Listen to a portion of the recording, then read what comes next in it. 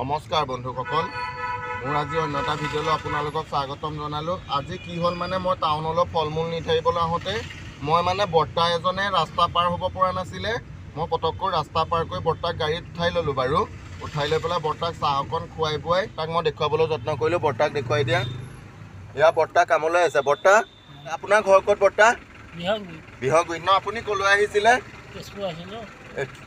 কি কামত আহিছিলে আপুনি বৰ্তা? হাজিৰা কামত আহিছিলে ন?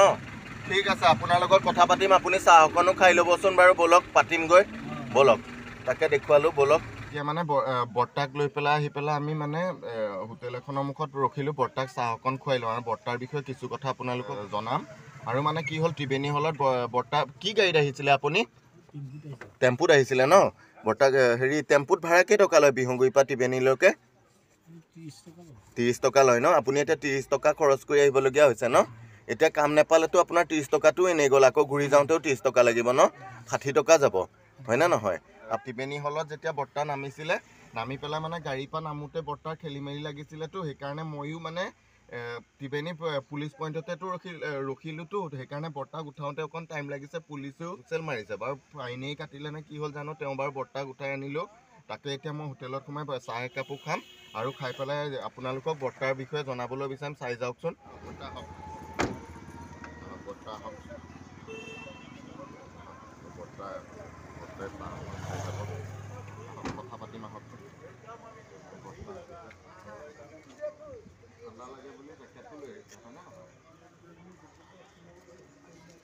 চেণ্ডাল চিলিং ন জেকেটৰ। এয়া বৰ্তা বাবু, বৰ্তা কি খাব আপুনি?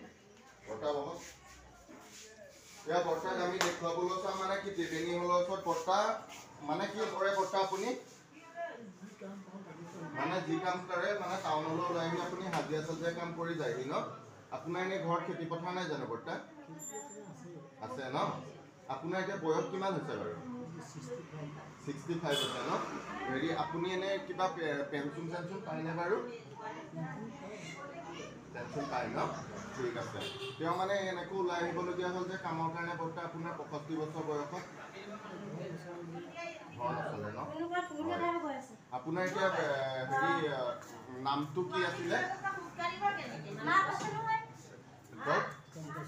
শংকেশ্বনাথ ন? এই বৰ্তাৰ নাম শংকেশ্বনাথ, ঘৰ বিহগুৰি ন?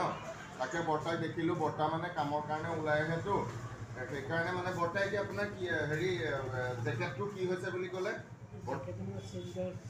এই বৰ্তাই জেকেট এটা মানে হাজিৰা কাম কৰিবলৈ আহিছে আৰু লগত জেকেটটো লৈও আহিছে। মানে বৰ্তাই হাজিৰা যদি কাম পায় জেকেটটো মানে চেইনডাল লগাই লৈ যাব। বৰ্তাৰ এতিয়া 65 বছৰ বয়স, কিন্তু বৰ্তাই মানে দিনটো হাজিৰা কাম কৰি মানে জেকেটটো লগাই যাব। বৰ্তা বহুত দুখ লাগে ঘটনাবিলাক বাৰু। যি কি নহওক মই জেকেটটো আপোনাৰ চেইনডালো লগাই দিয়াৰ ব্যৱস্থা কৰিম। তাকে মানে বহুতো বেয়া লাগে। আপুনি এতিয়া আপুনি ঘৰৰ পৰা কেই টকা পইচা লৈ ওলাই আহিছে বৰ্তা? 60 টকা পইচা এটা লৈ আপুনি ঘৰৰ পৰা ওলাই আহিছে, হয়নে নহয়? তাৰপিছত আপুনি যদি কাম নাপালে তেনে আহোঁতে আপোনাৰ 30 টকা ভাড়া গ'ল, আকৌ যাওঁতে 30 টকা ভাড়া গ'ল।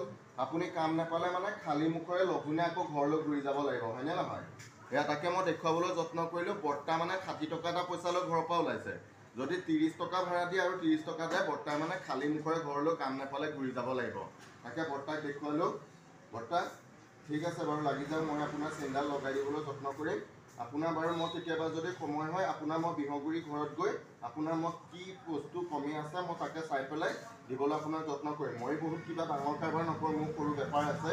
মই আপোনাৰ ঘৰলৈ গৈ পেলাই আপোনাৰ বিষয়ে অকণমান জানিবলৈ চেষ্টা কৰিম। ঘৰলৈ গ'লেতো কোনো আপোনাৰ ল'ৰামে একো বেয়া নাপায় নহয় ন?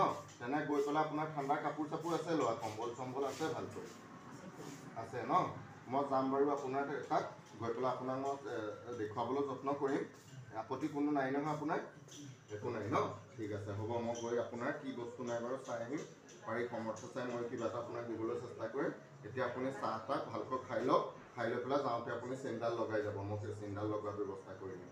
তাকে মই দিনটো মানে বৰ্তাৰ ওলাই আহি পেলাই দিনটোৰ মানে বৰ্তাৰ জীৱনৰ কাহিনীটো দেখুৱাবলৈ আপোনালোকক চেষ্টা কৰিলোঁ। তাকে আপোনালোকে চাই যাওক। বৰ্তাক যদি চিনি পায় কেতিয়াবা, বৰ্তাক আপোনালোকে টাউন আহিলে কিবা কাম এটাত লগাব, বৰ্তাক অকণ মৰম কৰিব। তাকে দেখুৱাবলৈ যত্ন কৰিলোঁ। চাই যাওক। ধন্যবাদ।